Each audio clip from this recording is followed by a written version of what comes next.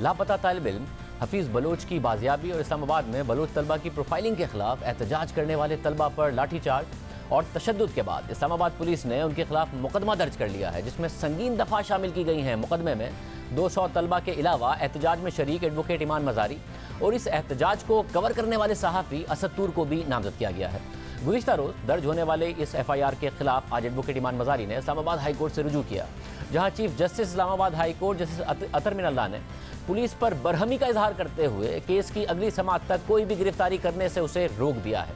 आज की समाअत में मौजूद नुमाइंदा जियो न्यूज़ उवैस यूसुफ़ज़ई के मुताबिक समाअत के दौरान चीफ जस्टिस ने इस्तफसार किया कि क्या FIR दर्ज हुई है, जिस पर ईमान मज़ारी के वकील ने आगाह किया कि हमारी मालूमात के मुताबिक FIR दर्ज करके सील कर दी गई है। चीफ जस्टिस अतर मिनल्लाह ने कहा कि SSP साहिब, इस अदालत के दायरा इख्तियार में क्या हो रहा है? एहतजाज करने वाले बलूचिस्तान के तलबा की बात सुनी जानी चाहिए। तलबा के एहतजाज पर आप बगावत के मुकदमे दर्ज कर देते हैं। बगावत के मुकदमे तो उनके खिलाफ होने चाहिए जिन्होंने उनकी आवाज़ दबाई। SSP ऑपरेशंस ने अदालत में मौका इख्तियार किया कि तलबा के एहतजाज में पुलिस के 3 एहलकार जख्मी हुए।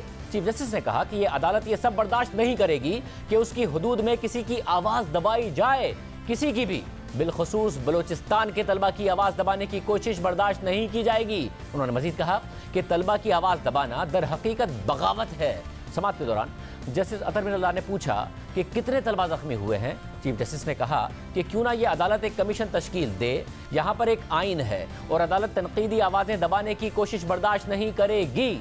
आज की समाअत के मुतालिक जारी किए गए कोर्ट ऑर्डर के मुताबिक FIR से मालूम होता है कि हुकाम ने अपनी ताकत का गलत इस्तेमाल करते हुए नौजवानों के पुरअमन मजमे को मुंतशिर किया, जिसका ताल्लुक बिलखुसूस बलूचिस्तान से था। अदालत ने लिखा कि नारे लगाना, चाहे वो कितने ही सख्त क्यों ना हो, उन्हें किसी भी सूरत जुर्म या मुजरिमाना साजिश करार नहीं दिया जा सकता। FIR में दर्ज दफात से बज़ाहिर लगता है कि इख्तिलाफ राय की हौसला शिकनी करने और रियासत के इक़दामात या अदम फ़ालियत से पैदा होने वाली शिकायत के इजहार की हौसला शिकनी करने की कोशिश की गई है। आइन के तहत चलने वाले मुआशरे में ताकत का इस तरह का गलत इस्तेमाल नाकाबिले बर्दाश्त है। अदालत ने फैसले में मजीद लिखा कि यह महसूस किया गया है कि इख्तिलाफ राय की आवाज़ों को दबाना या रियासत, उसके इदारों या अवामी इदारों के खिलाफ शिकायत उठाने की हौसला शिकनी करना बगावत है। इसके अलावा रियासत और अवामी इदारों की तरफ से नौजवानों, खासतौर पर बलूचिस्तान से ताल्लुक़ रखने वाले शहरियों के इजहार राय के लिए हौसला अफजाई करनी चाहिए और एक साजगार माहौल पैदा करना चाहिए ताकि वो सियासी मुबाहिसों में बगैर किसी रोक टोक और किसी खौफ के हिस्सा ले सकें। फैसले में मज़ीद लिखा है कि रियासत और इदारे शहरियों को नुकसान से बचाने और उनकी खिदमत करने और उन्हें आइन के तहत फराहम करदा बुनियादी हुकूक के इस्तेमाल और उनसे इस्तेफादा करने के काबिल बनाने के लिए मौजूद हैं। ताकत के इस्तेमाल और ताकत के गलत इस्तेमाल के जरिए पुरअमन एहतजाज को दबाना या उसमें मुदाखलत करना, इख्तियारात का गलत इस्तेमाल और उससे संगीन तजावुज़ करना है, जो वफादारी के फ़राइज़ की खिलाफ वर्जी है, जो सरकारी ओहदेदारों पर शहरियों का कर्ज है। अदालत ने मजीद कहा कि FIR से बज़ाहिर ये मालूम होता है कि इख्तियारात का इस तरह से गलत इस्तेमाल का ये पहला केस नहीं है जो इस अदालत के सामने आया है। इख्तियारात के गलत इस्तेमाल से मखसूस क्लास को टारगेट करके इख्तिलाफ, तनकीद और सियासी बहस को बार बार दबाने की कोशिश करना इस्लामी जमहूरिया पाकिस्तान में नाकाबिले बर्दाश्त है। फैसले में मज़ीद लिखा है कि अदालत सेक्रेटरी दाखिला, chief commissioner Islamabad, IG Islamabad और सेक्रेटरी इंसानी हुकूक को हिदायत करती है कि वो इस अदालत के सामने पेश हों और पुरअमन नौजवानों के खिलाफ पुलिस फोर्स के इस्तेमाल और फिर उनके खिलाफ FIR दर्ज करने का जवाब दें। उनसे तवक्को की जाती है कि वो इस अदालत को मुतमईन करेंगे और आइन के तहत बुनियादी हुकूक की जमानत देंगे, और अगर वो इस अदालत को मुतमईन करने में नाकाम होते हैं तो उनसे उम्मीद की जाती है कि वो उन एहलकारों की निशानदही करेंगे जो इस पुरअमन मजमे के हुकूक की खिलाफ वर्जी करने के जिम्मेदार हैं और उनके एहतसाब को यकीनी बनाने का तरीक़ाकार वाज़ेह करेंगे।